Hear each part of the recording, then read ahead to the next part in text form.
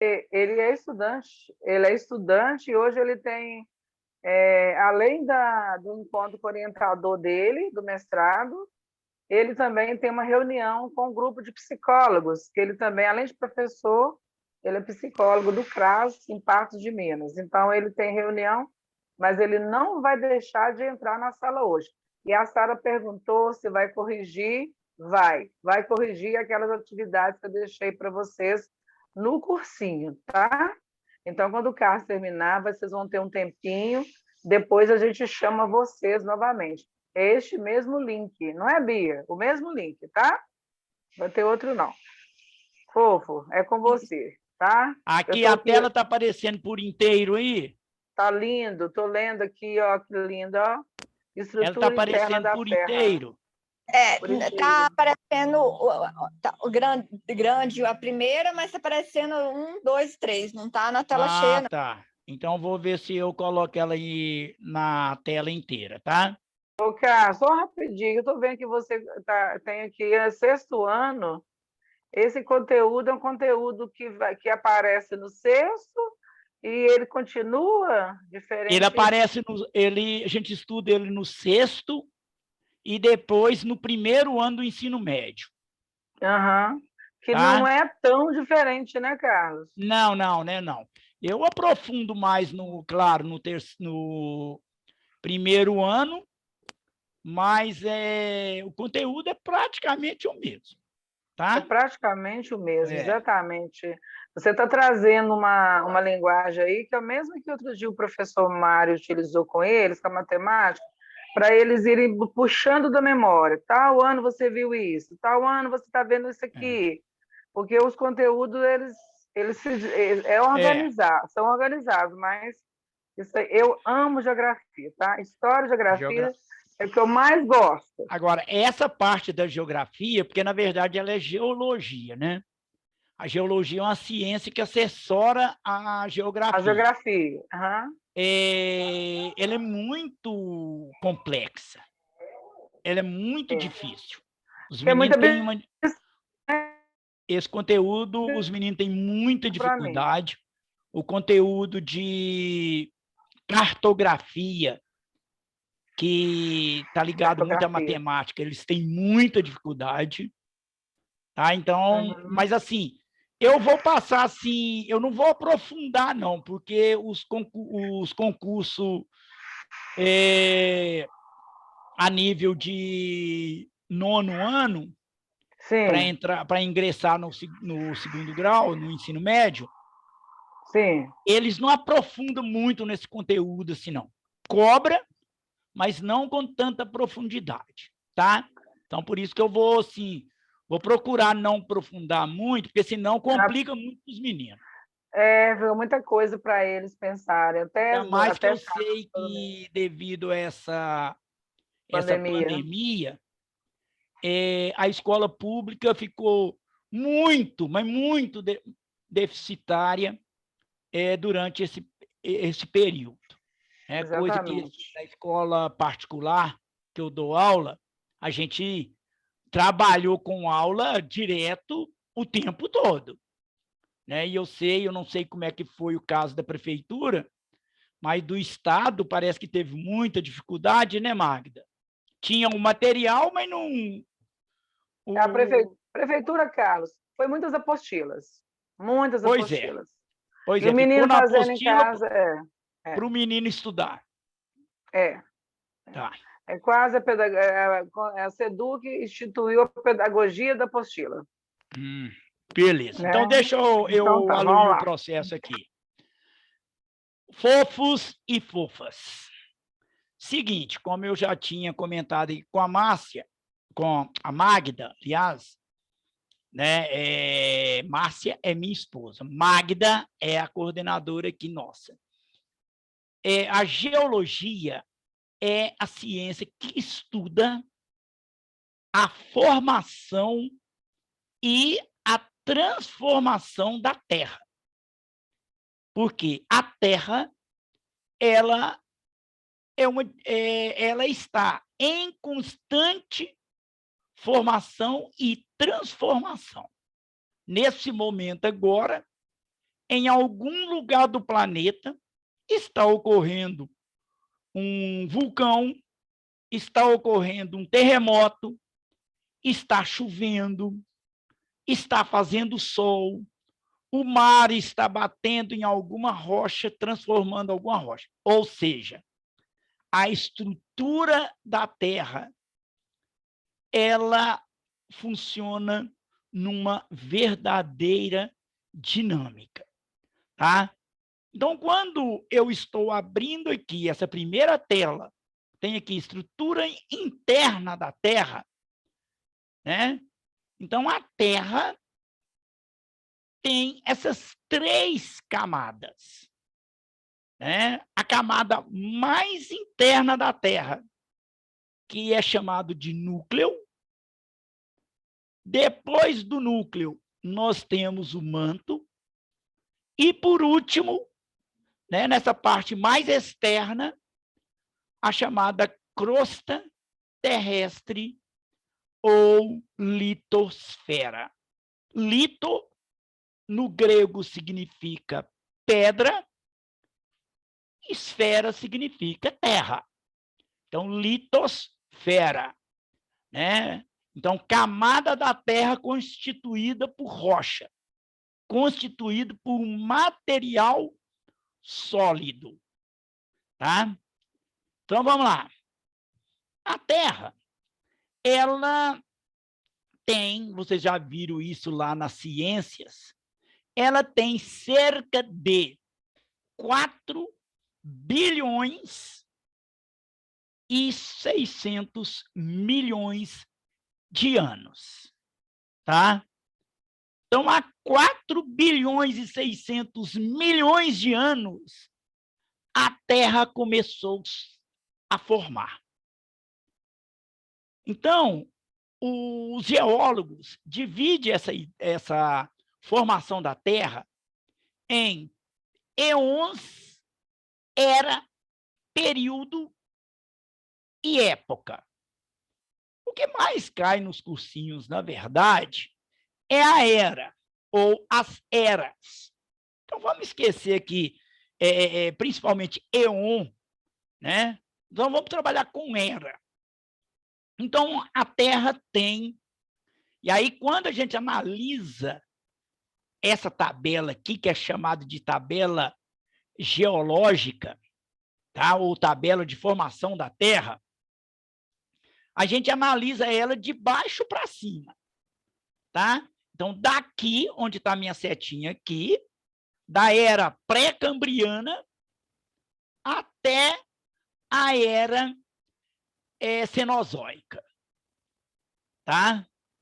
Então, essa era pré-cambriana é a era mais antiga da formação da Terra. Ok? Então, essa era aqui, pré-cambriana, ela vai de mais ou menos, tá? Então, isso é teoria. De mais ou menos 4 bilhões e 600 milhões de anos até mais ou menos 540 milhões de anos. Então, o que aconteceu nessa era pré-cambriana? Origem do sistema solar. Então, todos já devem ter visto, ouvido falar na chamada teoria do Big Bang, da grande explosão.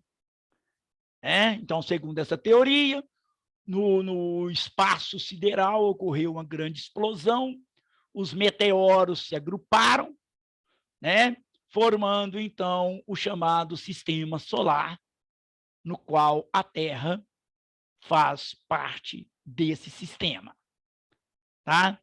E aí formou-se a Terra. Né? Nessa era, ocorre as primeiras formas de vida do planeta, né? Era uma vida de apenas uma célula. Aí depois essas células foram evoluindo, surgindo novas células, e aí vêm os primeiros organismos, né? Multicelulares. celulares, ou seja, com várias células. Né? E aí, né, só pode existir vida na Terra a partir do momento que ocorreu a formação da atmosfera, ou a formação dos diversos gases que formam a atmosfera. De acordo com as teorias, né, quando a Terra estava lá na era pré-cambriana, que o primeiro éon da era pré-cambriana era sem vida, tá? Era azoica, tá?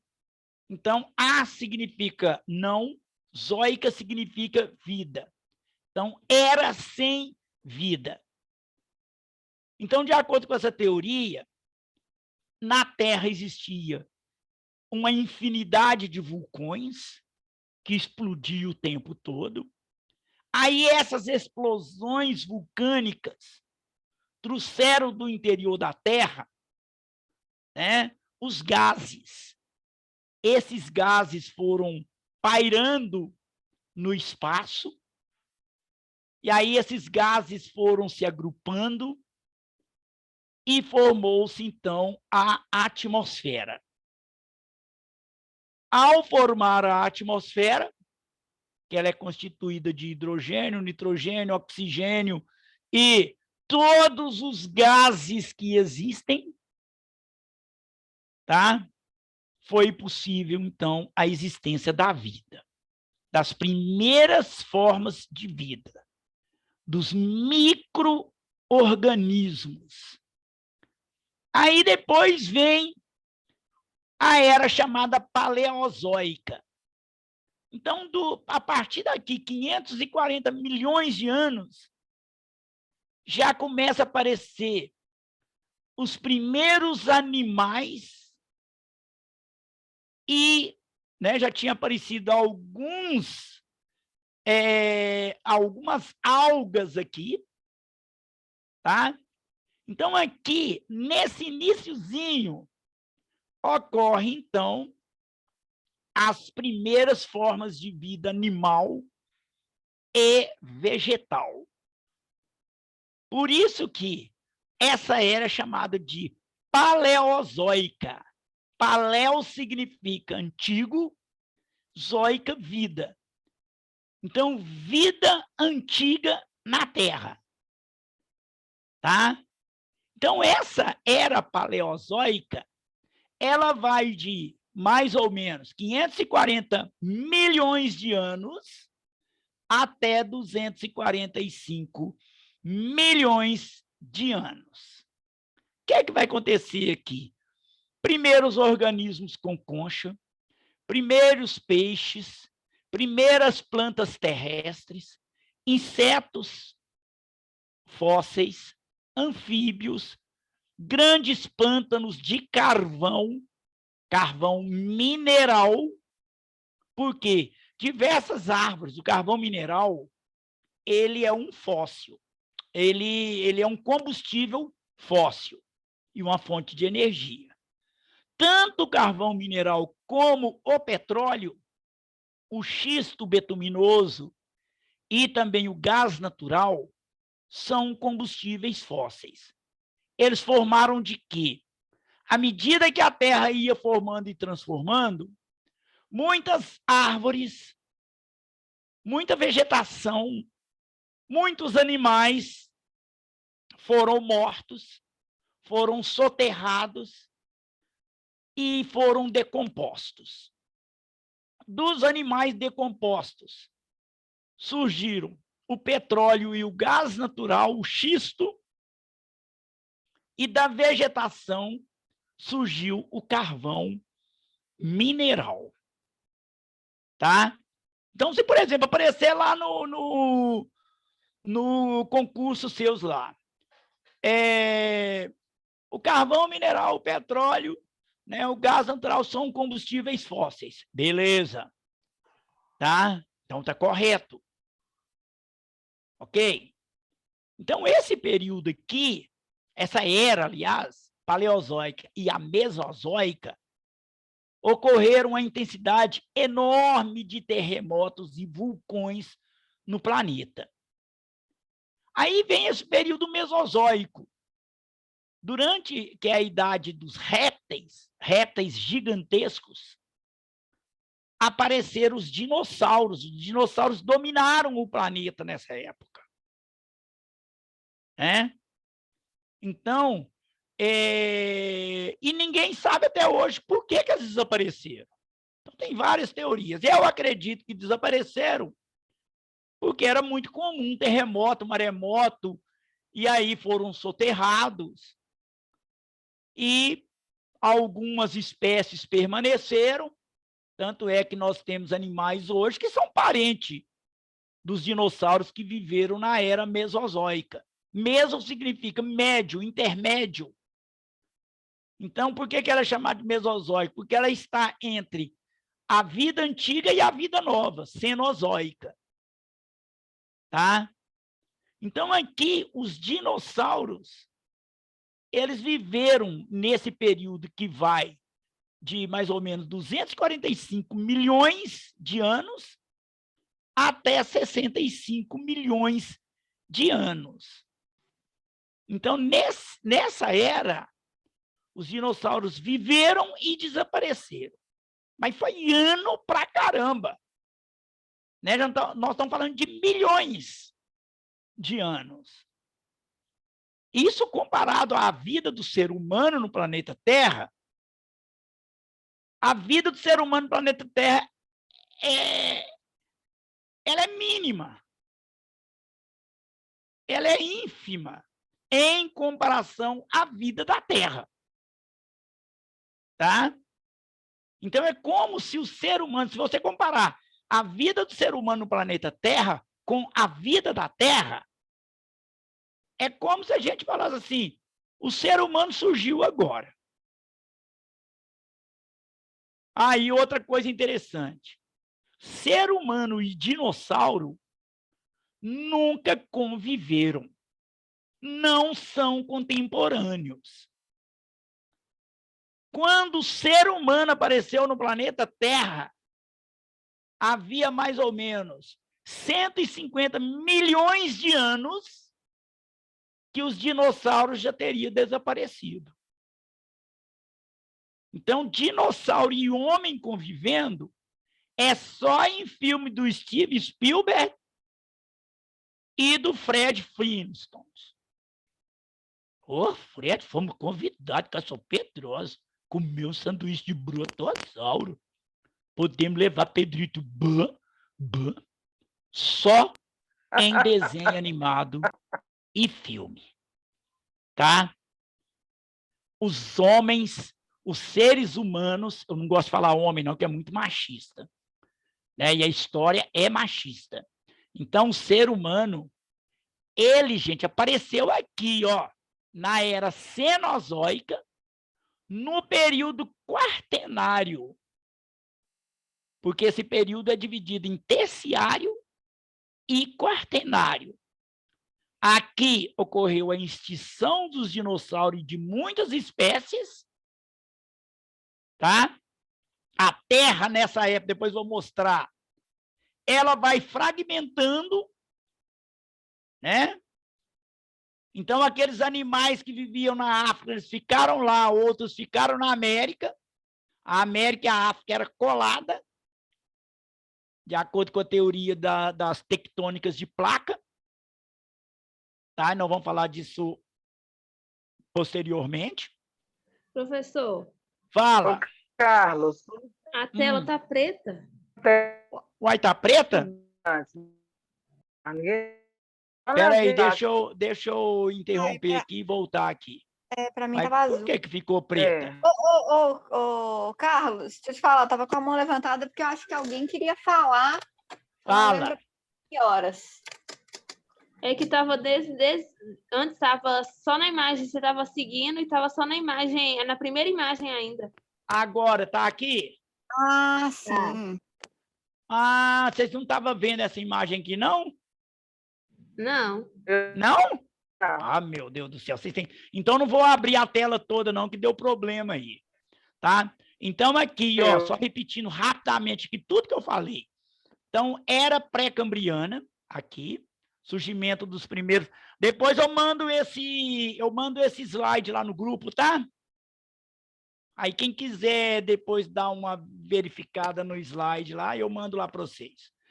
Então, origem do sistema solar, primeiro organismos unicelulares, multicelulares, as primeiras formas de vida. Então, aí vem a era paleozoica, que eu falei para vocês, que é a era da vida antiga. Aí vão surgir várias formas de vida aqui. Vem o período mesozoico, essa era mesozoica é uma era muito importante, porque aqui ocorre a formação do petróleo, do carvão mineral, o aparecimento dos dinossauros e a extinção dos dinossauros. Eles acreditam, gente, que aqui nessa época também, nessa era mesozoica, aconteceram uma infinidade de vulcões no sul do Brasil, tá? Naquela região ali do Paraná, sul de São Paulo, até o extremo sul do Brasil. Por isso que lá, até no dia que eu corrigi a prova aqui para vocês, tem um solo lá de terra vermelha, que é chamado solo de terra roxa, que ele é de origem vulcânica. Então, nessa era mesozoica, ocorreram diversos vulcões no sul do Brasil, tá? Aí vem a era cenozoica, né? Período terciário, quando ocorre a extinção dos dinossauros e a idade dos mamíferos, tá? E o período quaternário, que aparece o ser humano. Aí, olha que coisa mais louca. Os geólogos, porque é muito difícil a gente compreender, a gente imaginar tempo histórico de tempo geológico. Tempo histórico é a história da vida do ser humano. Geológico, idade da Terra. Tá? Aí os geólogos, para tentar explicar, eles falam assim, vamos imaginar a história da Terra 1 hora do relógio. 1 hora do relógio tem 60 minutos. Então, a Terra existiu até 59 minutos e 50 segundos sem a existência do ser humano. Então, em comparação à idade da Terra, a vida do ser humano ela é só 10 segundos. Para vocês verem que nós não valemos nada. Tá? E eu também, por isso que eu acredito até, né? Claro, tem um monte de gente que não acredita, inclusive tem gente que acredita até hoje que a Terra é plana, que exista vida em outro lugar. Tá? Mas isso aí é outro assunto. Bom, aí nessa tela aqui, eu mostro, né, essas camadas da Terra. Isso aqui é muito importante, isso aqui cai demais nos concursos, tá? Então, você tem aqui, ó, vamos de baixo para cima. Núcleo interno, esse núcleo interno, ele é sólido. Por que ele é sólido? Porque ele é tão quente, eu não sei explicar isso fisicamente falando, não, tá? A temperatura do núcleo é acima de 6.000 graus centígrados. Então, à medida que a gente vai aprofundando, se nós pudéssemos perfurar a Terra,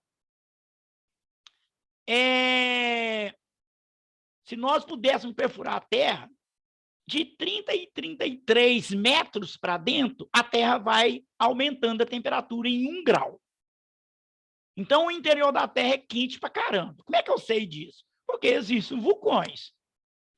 Claro que os caras fazem estudo, né? Tem os sismógrafos, tem os caras que ficam por conta de estudar isso. Então, ocorrem explosões vulcânicas. E o magma, ele é quente pra caramba. Tem um vulcão lá na Espanha que está alastrando, né? A lava está queimando o povo fugindo da região. Então, o núcleo tem uma temperatura acima de 6.000 graus centígrados. Tá? E ele é sólido por causa dessa altíssima temperatura e pressão. E aí, essa outra parte aqui é o núcleo externo. Agora, o núcleo, ele é formado principalmente por ferro e níquel, ou níquel e ferro. Por isso, ele é conhecido também como NIFE, N-I-F-E, que é o símbolo do níquel e o símbolo do ferro. O núcleo externo, ele é formado por uma massa incandescente, em estado líquido, mas um líquido viscoso, grosso, como se fosse um melado, em altíssima temperatura. Então, tem lá diversos minerais, mas sobressai o ferro e o níquel. Tá? E o manto é essa outra camada, né? Semilíquida, de magma e pedra fundida. Então, aqui, à medida que vai chegando próximo à crosta, né, a temperatura vai diminuindo e aí já começa a aparecer algumas rochas aqui no meio daquela massa ali. Tanto aqui no manto quanto no núcleo, essa massa pastosa incandescente, ou seja, em altíssima temperatura, é chamado de magma. Magma. O magma são esses minerais que estão em estado de fusão. Aí, quando eles explodem aqui, formam, então, as rochas.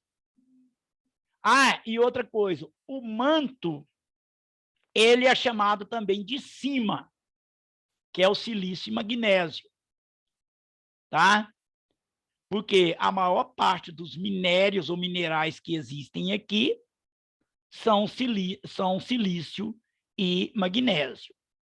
E, por último, a crosta. A crosta terrestre, ela é constituída por rocha, né? Então, a crosta terrestre é a parte mais estreita da Terra e é onde se desenvolve a vida. Então, aqui que está a biosfera, né? A parte da Terra constituída por vida. E essa crosta terrestre, ela é formada por terras emersas, os continentes, e terras imersas, os oceanos. Tá? Eu não sei se vocês estudarem ciência desse ano, mas tem uma tabela periódica. Vocês conhecem a tabela periódica? Vocês conhecem aí, os meninos? Sarinha, Sofia, quem mais que está na sala aqui? Sim. Conhece a tabela periódica? Sim. Ela é constituída por quê, a tabela periódica? Por minerais metálicos, não metálicos, gás nobres, etc, etc. Não é? Todos aqueles minerais metálicos, não metálicos, gás nobre, gás não sei o quê, vêm do interior da Terra e aflora na crosta terrestre. Tá? Então, ouro, prata, minério de ferro, manganês, magnésio, tungstênio, tudo vem lá da Terra. O sal de cozinha, né? O sódio, todos vêm da Terra. Tá? Que a gente vai aproveitar economicamente. Então, aqui é a mesma coisa do que eu acabei de falar, né? Só para vocês verem aqui, ó, a crosta terrestre é a camada superficial. Ela equivale a 0,2% da massa da Terra. 0,2%. Tá? A espessura dela, de 20 a 90 quilômetros de espessura. O manto é a maior camada do planeta Terra. Então, o manto vai daqui a aqui, ó. Manto superior, manto inferior. E aqui o núcleo. E só lembrando que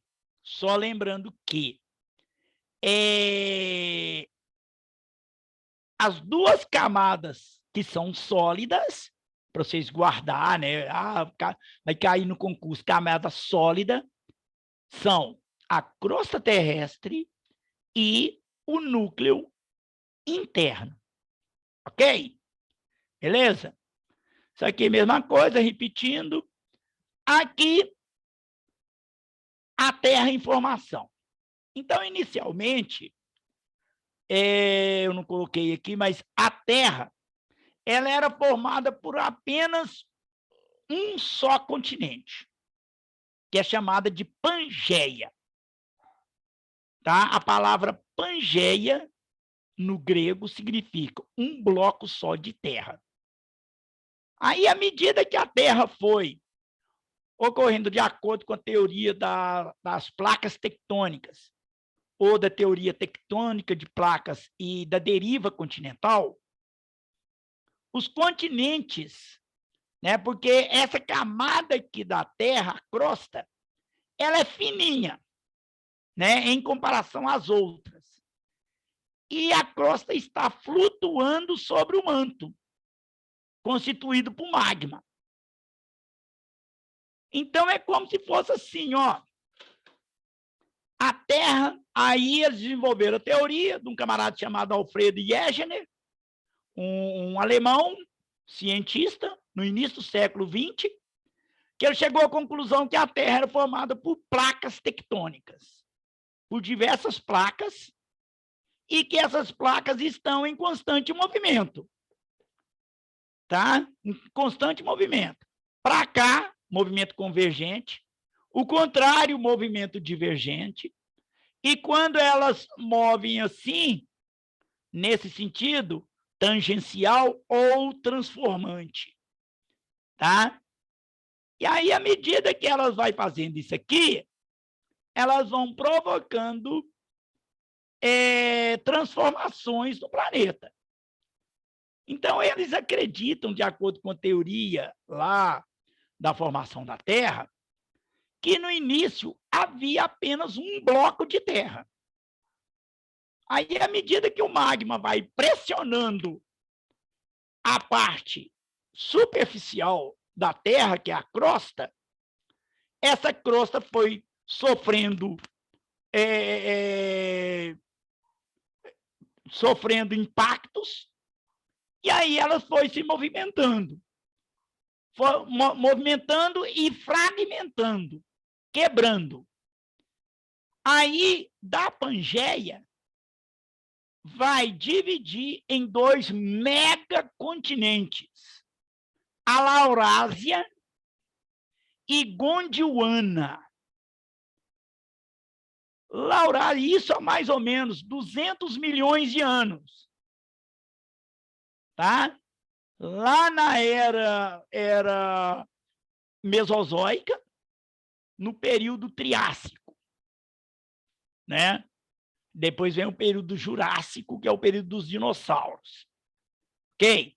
Aí ela foi fragmentando. Da Laurásia, vai haver a formação dos continentes europeu, Ásia e América do Norte, onde estão os Estados Unidos, Canadá e México.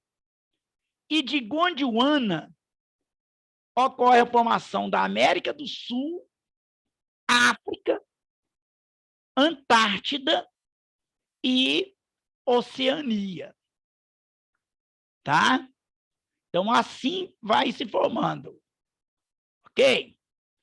Aí vem aqui, ó, nessa gravura que está mostrando, tá vendo? Então, Laurásia, né, vai formar a Eurásia, Europa e Ásia, América do Norte, e Gondwana, África, né, América do Sul, Índia, que depois vai agrupar a Ásia, Austrália e Antártica, ou Antártida, que é a mesma coisa. Ok?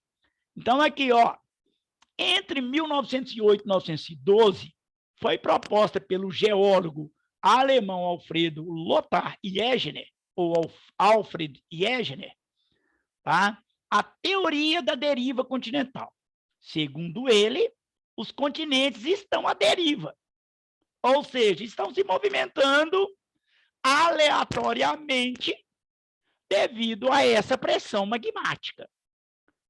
Um dos argumentos mais fortes de Wegener para justificar a teoria da deriva continental era que as bordas dos continentes têm formas que se encaixam. Para defender sua teoria, mostrou que as formações rochosas de dois lados do Oceano Atlântico, no Brasil e na África Ocidental, no Brasil, o Brasil aqui e a África Ocidental aqui, coincidem em idade, tipo e estrutura. Então, ele imagina, né, ele imaginou que aqui, ó, o Brasil estava se encaixando com o continente africano. Tá? Além disso, costuma conter fósseis de criaturas terrestres que não poderia ter nadado de um continente ao outro. Sobre a expansão do fundo do mar, na década de 20, o estudo dos leitos dos mares trouxe evidências de que as dorsais oceânicas são zonas onde se cria uma nova crosta oceânica. Aí depois, gente, vem uma outra teoria chamada teoria tectônica de placas, que veio juntar a essa teoria de Alfredo Wegener, que é da deriva continental, e aí os argumentos foram aceitos pela ciência. Por quê? Nessa teoria das placas tectônicas, foi comprovado e é comprovado que a América do Sul e a África estão se afastando, assim, ó. Segundo os estudos, a África e a América se afastam em torno de 4 centímetros por ano. Tá? E aí, à medida que se afasta, forma no fundo dos oceanos um relevo, tá? Aqui, ó, no meio do Atlântico, vou mostrar aqui, ó, no meio do Atlântico, ok? Uma dorsal. Dorsal é semelhante a uma espinha dorsal, né, que seria um relevo mais ou menos assim, ó, ondulado, que vem toda essa extensão aqui, porque a placa sul-americana e a placa africana estão afastando uma das outras, né? A minha amiga Magda gosta dessa palavra zozota. É como se fosse aqui assim, ó, a placa está indo para cá, deixa eu fazer aqui, bonitinho para vocês verem. Aqui, ó. Vou colocar em vermelho, porque eu não sei por que eu gosto de vermelho. Ok? Então, ela está indo para cá. A placa está indo todo cá. Oi? A placa está andando com os outros para todo lado. A placa tá andando para cá e essa para cá, ó. Tá? Aí, o que acontece? Esse é... Oh, meu Deus do céu, o que é isso que eu fiz aqui? Deixa eu tirar isso que eu errei aqui. Espera aí. Deixa eu fazer aqui de novo. A placa está vindo nessa direção. Tá? Ó. Esse movimento aqui faz com que a África venha para cá e a América venha para cá. Esse movimento é chamado movimento divergente, ou opostos. Aí, aqui, ó, na América, entre a América do Sul e o Oceano Pacífico, está acontecendo o contrário. A placa está vindo assim, ó. Tá? Espera aí. Vou colocar em outra cor para vocês entenderem. Vem aqui. E aqui, ó.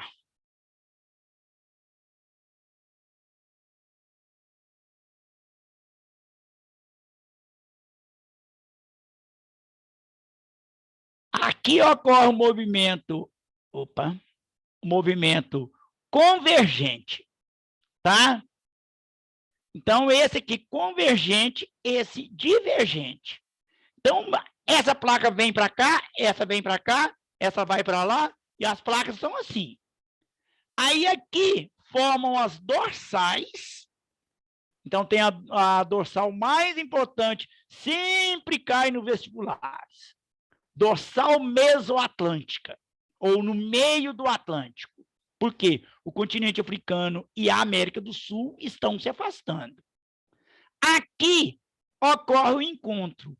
Quando ocorre o encontro, as placas fazem isso aqui, ó, pá, elas colidem. Quando elas colidem, provoca o quê? Provoca o quê? Hein? Pode falar. Terremoto? Terremoto. Terremoto, vulcões. Então, nós vamos fazer isso aqui, ó. Ó a minha caixinha aqui caindo. Vai ocorrer terremotos, vulcões e o importante, mais importante, a formação de cordilheiras montanhosas, porque vem o movimento das placas, uma por baixo, uma por cima, tá? Aí elas se encaixam, e à medida que os milhões de anos vão passando, que elas vão fazendo essa força, né? Elas vão enrugando, dobrando, formando montanhas. Por isso que as grandes montanhas da Terra, e elas foram formadas na era Cenozoica, eles são chamados de dobramentos modernos, porque a era Cenozoica é a era mais recente da formação da Terra, ou enrugamentos modernos, ou cenozoicos. Então, são as montanhas da Terra. Então, aqui nós vamos ter Cordilheira dos Andes, aqui nos Estados Unidos nós vamos ter montanhas rochosas, aqui entre a China e a Índia, nós vamos ter a Cordilheira do Himalaia. Então, montanhas só aparecem em áreas de encontro ou borda das placas tectônicas. Então, geologicamente falando, o Brasil não tem montanhas, tá? Apesar da gente hoje mesmo ouvir no jornal um camarada falando assim, as montanhas de Minas, não sei o quê, não sei o quê. Brasil não tem montanhas. Montanhas só aparecem em área de borda ou extremidade de placas tectônicas. E principalmente onde há o encontro das placas tectônicas. Então, no Brasil, não existem terremotos com grande intensidade e nem vulcões, porque o Brasil está localizado longe da extremidade das placas tectônicas e é de formação geológica muito antiga, da chamada Era Paleozoica. Portanto, a estrutura geológica do Brasil já apresenta bastante gasta. Ah, Juscelino, então o que são montanhas? Rochosas, Cordilheira dos Andes, Himalaia, Monte Atlas no continente africano, Alpes, Cáucaso, tá? Pirineus no continente europeu. Então, isso são montanhas. Então, o que tem aqui no Brasil? Ah, Minas Gerais, terra das montanhas. Minas Gerais é de formação geológica antiga. O relevo predominante em Minas é planalto, ondulados, conhecido também como meia laranja ou mares de morros, né? Então, a formação de relevo aqui de Minas é planáltico, que aí tem configuração, chapada, serras. Então, montanha somente em poema de Carlos Drummond de Andrade, música de Milton Nascimento, porque, geologicamente falando, o Brasil não tem montanhas. Ok? Beleza? Então, tá. Aqui, ó, nos States, vou mostrar aqui também, porque isso aqui cai demasiadamente nos concursos.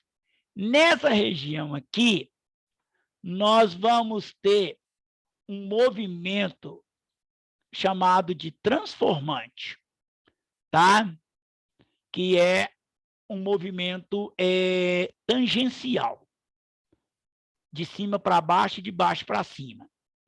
Então, você tem aqui, ok? Aqui, ó, pimba. Então, o movimento está acontecendo assim, ó. Tá? Desse jeito aqui, ó. Desse jeito. Então, ele está fazendo isso aqui, ó. Aí, quando faz isso, ocorre quebra, que a gente chama de fratura. Aí vai provocar falhas na estrutura geológica. E aqui na Califórnia tem a maior falha do mundo, conhecida como falha de Santo André, ou Sans Andrés, em espanhol, tá? Então, presta atenção que costuma, às vezes, aparecer nos concursos isso, falhas de Santo André, nessa areazinha aqui, ok? Então, esses são os 3 movimentos das placas tectônicas. Aí, claro que aqui está espalhado, mas não vou explicar cada um, não, porque senão a gente perde muito tempo. Então, divergente, formação de dorsais, convergente, formação de montanhas, transformante ou tangencial, formação de falhas ou fraturas. Alright? Vamos dar continuidade aqui. Aí, aqui, ó, nesse aqui, ocorre, aqui, ó, aqui está mostrando todos esses movimentos, tá vendo? Aqui, ó, convergente, convergente, convergente, divergente, divergente, divergente, divergente, e aqui tem um transformante que não aparece aqui. Ok? Então, é isso. Bom, o Scatrof, Magda está aí ainda? Eu tô, Carlos. Ah. Pois não. Espera aí, deixa eu ver se eu passo um outro aqui. Sim, eu estou aqui. Até que hora que eu tenho aqui? Olha, o professor Wesley, ele vai conseguir entrar hoje, um pouquinho mais tarde, tá? Às 20 horas que o Wesley vai conseguir entrar. Aí eles vão ter um tempo depois da sua aula, a gente vai fazer outro link ou manter esse mesmo aviso lá no cursinho, tá? Mas ele vai entrar só às 20 horas, Carlos. Só às 20 horas. Deixa eu ver se eu passo aqui. Deixa eu ver um aqui para vocês, porque esse aqui é importante, porque esse aqui também cai pra caramba nos vestibulares da vida. Como que eu vou fazer aqui para eu sair? Deixa eu ver. Esse aqui eu já posso fechar. Salvar. Espera aí. Mas cadê vocês? Onde que nós Ô, estamos? Carlos, a gente finaliza depois, que você vai uma meia hora a mais, até às 7? Como é que Pode está o ser? seu tempo? Você está com 19. Eu não sei. Agora são 6h30. A minha fofa ainda não me ligou para eu São. buscá-la. Então, eu posso ficar aqui ainda. Mais um tiquinho. Se os Então, meninos não estiverem cansados também, né? às vezes é isso também. Porque se os meninos estiverem cansados, falam assim, não, não estão cansados, não queremos descansar um pouco. O que vocês acham aí, meninos? Gente, o que vocês acham? Vocês estão aí? Acabei de chegar. Ó, Ítalo. Eu estava querendo passar aqui para vocês agora só um pouquinho sobre a localização do Brasil. Vocês topam ficar pelo menos mais umas meia hora aí ou não? Por mim, tudo bem. Tá. E o restante? Tá Ok. de boa? Coloca no chat, pessoal. O professor Carlos. Por mim, tá de boa. Tá de boa. Por mim também.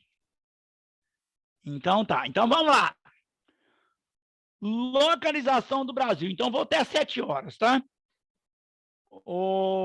Para também não cansar eles muito e nem me exaustar aqui também. Tá? Então é o seguinte. Brasil. Localização e orientação. Brasil, um país do continente americano, todo mundo sabe. Essa aqui é a localização que a gente chama de localização geográfica em relação às terras e em relação aos meridianos e paralelos, é a localização que a gente chama de localização... Oh, meu Deus do céu, esqueci agora o nome da localização, caramba. Não é panorâmica, não. Depois vou lembrar. Tá? Então, Brasil, localizado no continente americano, em relação ao aspecto físico, o Brasil está localizado na América do Sul, tá? Porque a localização física da América, ela pode ser dividida em 3. América do Norte, que englobam México, Estados Unidos e Canadá. Só lembrando que Alasca pertence aos Estados Unidos e o Havaí também pertence aos Estados Unidos. E a Groenlândia, essa grande ilha que está aqui ao norte, ela pertence à Dinamarca. Ok? Então, você tem América do Norte, México, Estados Unidos e Canadá. América Central, que vai aqui do Panamá até a Nicarágua, incluindo essas ilhazinhas aqui. Então, a América Central, essa na geografia a gente chama de istmo, que é uma estreita faixa de terra que liga uma grande porção a uma outra grande porção. E a América do Sul, que vai da Colômbia até o sul da Argentina e Chile. O Brasil, em relação localização astronômica, tá? Lembrei. Em relação a essa localização astronômica, os paralelos e os meridianos, o Brasil está localizado, a sua grande porção em relação à linha do Equador, no hemisfério sul ou meridional, e em relação ao meridiano de Greenwich, está localizado completamente no hemisfério ocidental ou a oeste do meridiano de Greenwich. Ok? Outra questão interessante.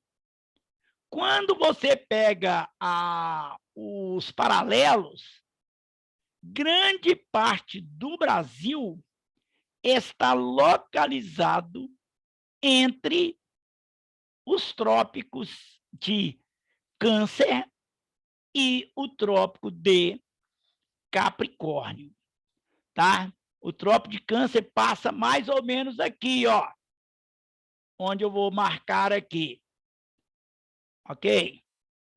Então, o trópico de Câncer é aqui, ó.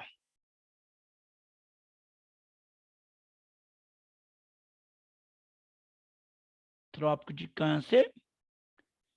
E o trópico de Capricórnio, aqui, ó. Mais ou menos, por que não deu isso aqui? Oh, meu Deus. O trópico de Capricórnio passa aqui. Mais ou menos nessa posição aqui.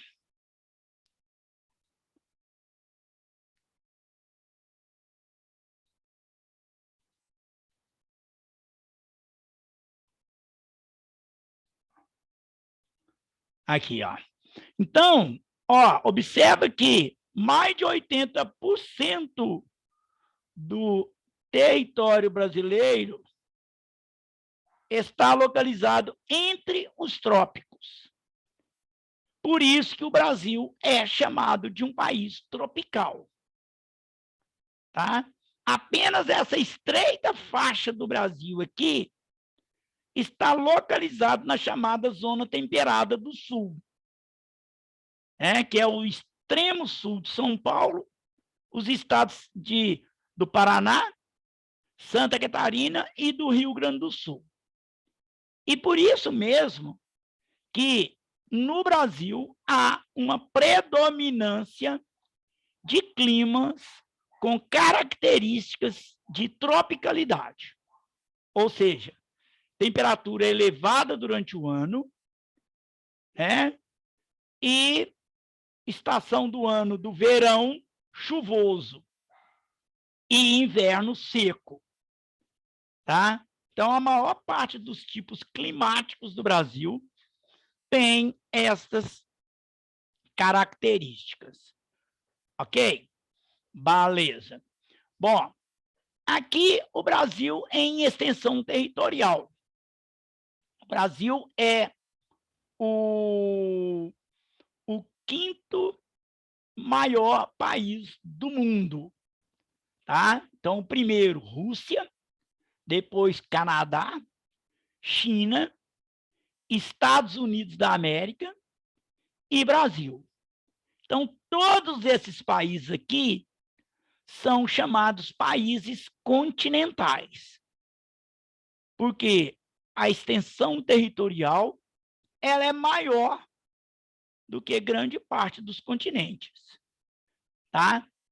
Então, a Rússia, por exemplo, tem uma extensão territorial de umas 3 Europas. Então, para vocês terem ideia, tá? Então, o Brasil, então, é o quinto maior país do mundo, por isso ele é chamado país continente. Ok? Aqui são os pontos extremos do Brasil, né? Então, o Brasil, ele possui, se você sair de carro do Monte de Caburaí até o Arroio do Chuí, no Rio Grande do Sul, você tem aqui Roraima e Rio Grande do Sul. Você tem aqui 4.000, você vai andar 4.320 quilômetros, tá? De distância. E eu cometi uma loucura antes da pandemia, eu e meu concunhado, nós viajamos daqui para Gramado de carro. Daqui a Gramado tem 1.700, quase 1.800 quilômetros. Ô, gente, vocês não imaginam o que é terra. Agora, você imagina 4.320 quilômetros. E da Serra de Contamana, no Acre, até Ponta dos Seixas, na Paraíba, você tem 4 1.328 quilômetros. Então, as distâncias norte-sul, leste-oeste do Brasil, elas são equidistantes. Ou seja, a distância latitudinal e longitudinal é praticamente a mesma. Ok? Praticamente a mesma. Diferença aí de 8 quilômetros, mais ou menos. Tá? O que é que isso vai implicar na nossa vida? Bom, primeiro, os tipos climáticos aqui vão né, nessa distância aqui latitudinal, né, no sentido aqui vertical, vai haver mudanças climáticas aqui. Então, você tem aqui o clima, só para exemplificar, né? No extremo norte, você tem o clima equatorial, que é o clima quente, muito quente e chuvoso, vegetação, floresta amazônica ou floresta equatorial.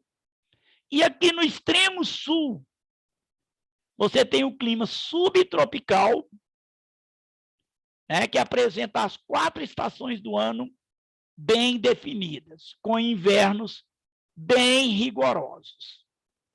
Né? E o tipo de vegetação característica daqui é a mata de araucária, uma espécie de um pinheiro, que é uma vegetação bem característica das áreas de clima temperado. E no sentido leste-oeste? Porque o que é que vai influenciar no nosso cotidiano aqui? Fuso horário. Né? O Brasil tem horas diferentes. Então, você tem um fuso aqui, nessa área aqui. Então, aqui tem umas ilhas que pertencem ao Brasil. Ilha de São Pedro, Ilha de São Paulo, Ilha Fernando de Noronha, pertence ao Brasil. E aqui é o primeiro fuso do Brasil. Então, você tem um fuso aqui, outro fuso horário aqui, tá? E um outro aqui. Então, o Brasil tem 1, 2, 3, 4 horas diferentes. Tá? Aí você vai ter aqui, por exemplo, em Fernando de Noronha agora, porque o nosso atual presidente acabou com o horário de verão, Fernando de Noronha é 1 hora adiantada em relação a nós que estamos aqui, no fuso de Brasília. Tá? Então, Fernando de Noronha agora já são 19 horas e 42 minutos. Em contrapartida, aqui no Acre, é 1 hora atrasada em relação a nós. Lá agora são 17 horas e 42 minutos. Tá? Porque a hora em leste aumenta, no fuso a oeste diminui. Porque a parte leste do mundo recebe primeiro o sol, depois que nós vamos receber aqui na parte oeste. Tá? Então, o fuso horário, essa distância longitudinal, isso aqui, ó, que eu mostrei, acabei de falar para vocês aqui, ó os fusos nossos aqui, ó. Aqui é o primeiro fuso. Então, é como se fosse aqui, ó. Vou pegar a hora agora. 18 horas e 43 de Brasília. Tem um programa na rádio, que é o programa mais antigo do rádio brasileiro, que foi fundado pelo governo Getúlio Vargas, para propagandear o que o país estava fazendo. Chama Hora do Brasil. Aí eles começam assim, são 19 horas em Brasília. Aí vem aquela musiquinha. Então, o fuso nosso, nós estamos aqui, ó, é o mesmo fuso de Brasília. É o fuso oficial do Brasil, é esse aqui. Tá? Então, é como se fosse assim, ó. Aqui são 18 horas e 44 minutos. Em Fernando de Noronha, são 19 horas e 44 minutos. Em Cuiabá, no Mato Grosso, são 17 horas e 44 minutos. E no Rio Branco, no Acre, são 16 horas e 44 minutos. Tá? Então, o Brasil tem 1, 2, 3, 4 fusos diferentes. Ok? Beleza? Aqui é aquilo que eu falei para vocês. O Brasil está localizado a maior parte na chamada zona tropical. Por isso, somos um país tropical. Tem até lá a musiquinha do cara, né, que fala assim: moro num país tropical. Pá, pá, pá, Jorge pá. Benjó. Jorge Benjó. Abençoado por Deus e bonito por natureza. Em Que beleza. fevereiro Em fevereiro tem tem carnaval. carnaval, tem Tem carnaval. carnaval. Bom, Brasil, por ser muito grande, moçada, divide-se em regiões, né? Aí tem aquelas famosas regiões.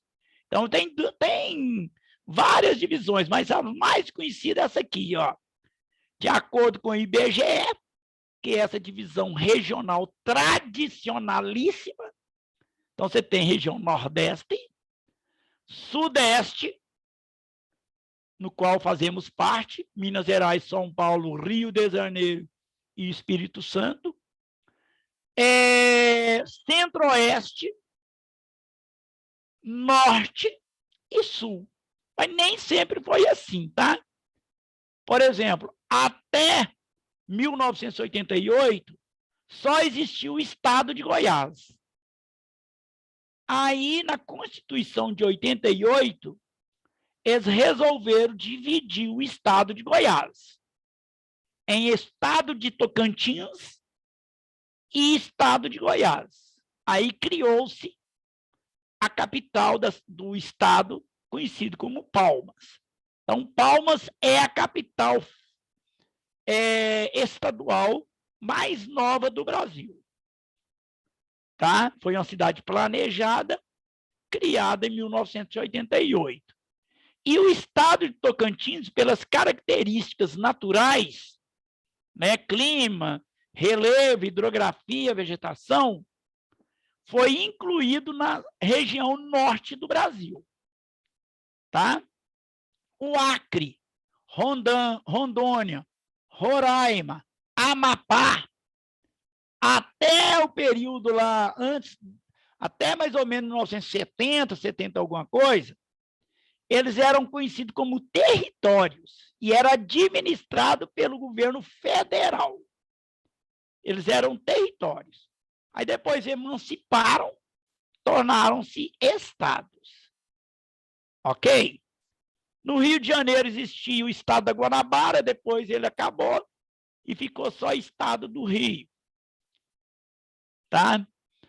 E tem uma outra divisão que ela é feita de acordo com o aspecto econômico e as características regionais. No início da aula, a Bia falou que ela é lá de Capelinha, nordeste de Minas, por aqui, ó. Aí ela falou assim, eu sou às vezes mais baiano que mineiro. Então, eles chamam o povo que nasceram aqui, no extremo norte de Minas, de baianeiro, né? Porque as características culturais, as características regionais, locais, elas são muito mais semelhantes ao Nordeste do que aqui, nossa, de Belo Horizonte, da Grande BH. Então, você, chegando em Pirapora, né, Buritizeiro, Montes Claros, Capelinha, Manga, lá já tem a vegetação da caatinga. A Bia falou que lá tem piqui pra caramba. Então, o norte de Minas, por essa regionalização que é conhecido os complexos econômicos, né? Aí divide-se o Brasil em 3 mega-regiões: Nordeste, Amazônia e Centro-Sul.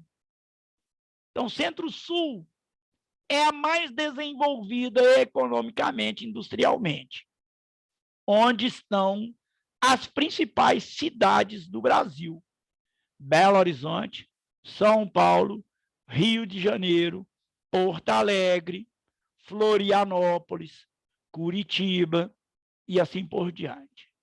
Ok? Então, você tem essas duas regionalizações. Uma feita pelo IBGE, outra de acordo com os complexos regionais, complexos econômicos, de acordo com a economia, as tradições locais, etc, etc.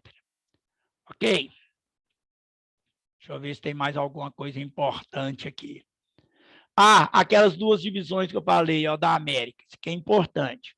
América do Sul, Central, do Norte. De acordo com a língua falada, tipo de colonização, os países que colonizaram, você vai ter duas Américas. Latina, tá? Que é essa parte verde aqui. Perceba que o México, de acordo com a localização geográfica, está na América do Norte. Mas, de acordo com a língua falada, o histórico econômico, político e social, localiza-se na América Latina. Por quê? Aqui, por que é a América Latina? A maior parte dos países aqui que estão em verde foram colonizados por povos de língua neolatina, especialmente português e espanhol. Mas tem alguns países aqui que foram colonizados pela Inglaterra, pela França. Né? A França é latina, né? Mas pela Inglaterra, Holanda, por exemplo. Mas estão incluídos como América Latina por causa das suas características econômicas, sociais e políticas. Ou seja, são países conhecidos como subdesenvolvidos ou países pobres. Tá?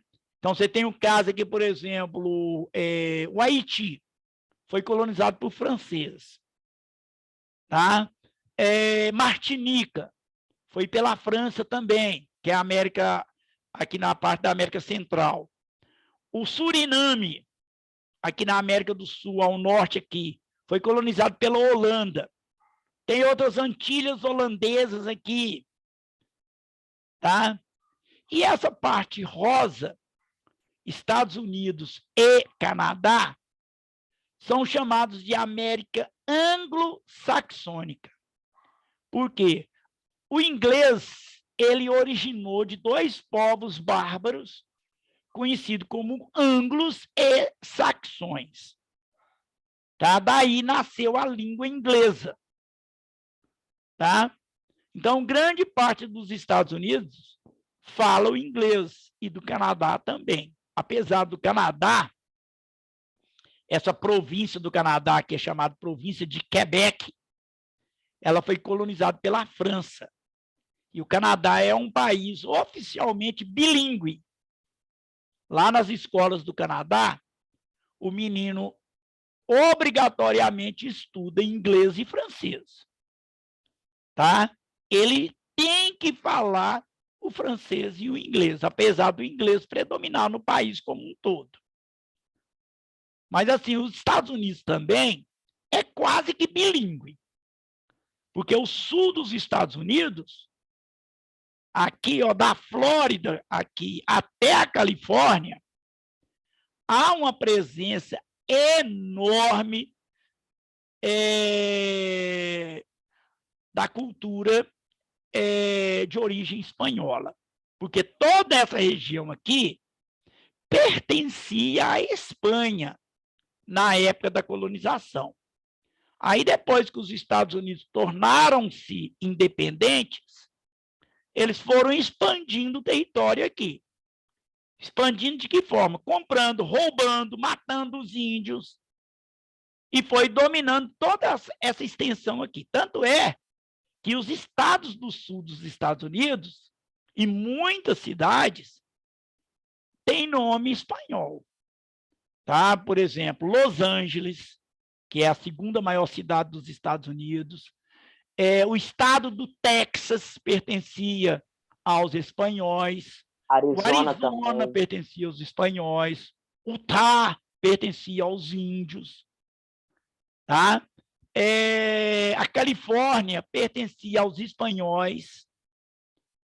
Então, na Califórnia, por exemplo, a cidade, todas as principais cidades, tudo tem nome espanhol. San Antônio, ou Santo Antônio, San Diego, São Francisco, Los Angeles, tá? Então, o que tem de... Então, no sul, nessas regiões que eu estou falando aqui, na Califórnia, no Arizona, na Flórida, praticamente fala-se fluente inglês e espanhol. E até português, porque o que tem de brasileiro na Flórida, tá? Não está escrito em gibi nenhum. Ok?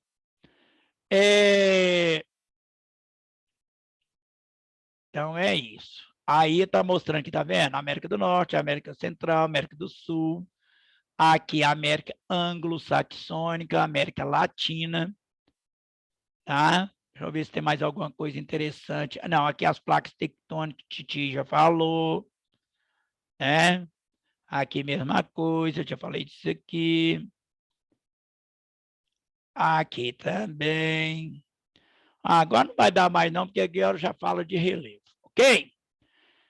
Então, vou interromper aqui, porque eu também, material lindo. Obrigado, fofa. Essa fofa também, tudo que a gente faz para ela tá lindo. Nossa, que fofa. Isso Fala. aí é a valorização, né, dos nossos alunos, é a valorização do trabalho popular. Muito bonito. Magda, o que eu tenho de slide aqui de geografia e de história, mas muito bonito, gente, muito colorido. Eu, como sou pedagoga de formação... o slide tem que ser colorido com poucas palavras, né?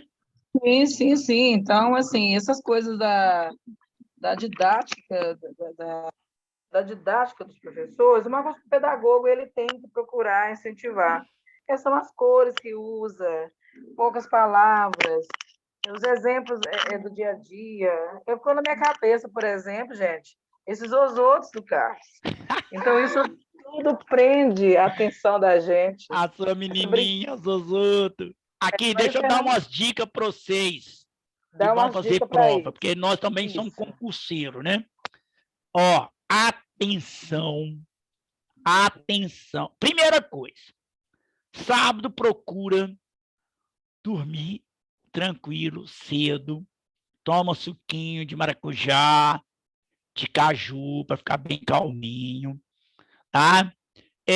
Não adianta estudar de última hora que vocês não vão pegar mesmo, então tem que descansar. Nada de afobar na hora da prova. Leia com atenção o enunciado da questão. Se uma questão tiver, vocês estão achando que a questão está difícil demais, coloca uma interrogação nela e vai para frente, porque, de repente, é uma questão fácil, mas que você cansa tanto naquela questão, quando você chega numa outra questão, que às vezes ela é mais fácil que aquela que você achou difícil, ela se torna ainda mais difícil, porque você está com o cérebro cansado. Tá? Então, muita atenção nisso. Nas provas onde tem mapa, onde tem gráfico, leia tudo que o gráfico e o mapa te oferece. Presta muita atenção na legenda. E outra, quando você lê o enunciado da questão e que você não entendeu uma palavra, leia o texto todo. Porque eu costumo fazer isso muito, né? Você tem que ler o texto para entender o contexto. Tá? Então, muitas vezes você não sabe o significado daquela palavra, mas quando você lê o texto todo, né, você compreende. Muita atenção na hora de marcar. Marque primeiro a lápis, aí depois, com certeza, você vai lá com a caneta e marca, porque eles não vão te oferecer outro gabarito. Tá? Então, presta muita atenção nisso. Mas a dica principal é calma, é tranquilidade. Tá? Na hora de ir, vai mais cedo, para você não chegar lá correndo, né, atrasado, e aí você já está nervoso. Então, vai com tranquilidade, vai mais cedo possível, e faça com tranquilidade a prova. E eu desejo uma ótima prova para todo mundo.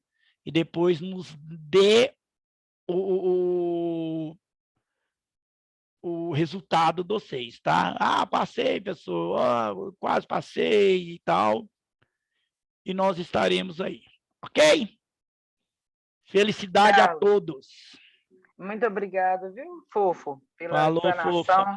Excelente aula. Não estou exagerando, não, você sabe disso.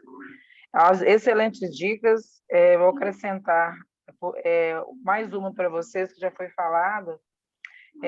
Se você fizer uma escrita na prova, um rascunho, não perca tempo desmanchando, vá fazer suas questões. Vocês têm que chegar 8 horas, pelo menos, lá, 1 hora antes do portão fechar, que ele fechará 9 horas em ponto, tá, gente? Isso já foi falado lá no edital. Tenta sair de casa o mais cedo possível. Tem gente que vai fazer prova no Centec, eu estou até preocupada que não tem quem os acompanha, mas, se Deus quiser, vai dar tudo certo para vocês. E vocês voltam para nos dar notícia. Quem for fazer prova do Cefet, do Coltec, segunda-feira é a nossa última aula com o professor Mário Sérgio, que ele estará tirando mais dúvidas a respeito das provas do Coltec e do Cefet. E hoje é a penúltima, daqui a pouco, com o professor Wesley, às 20 horas. Tá? Obrigada, e daqui a pouco a gente coloca lá um novo link, ou se Beatriz achar que não precisa, nós vamos manter este mesmo, nós vamos avisar para vocês. Carlos, muito obrigada, meu querido. Falou, Tudo fofa. de bom. Deus te Estamos pague, aí. Carlos.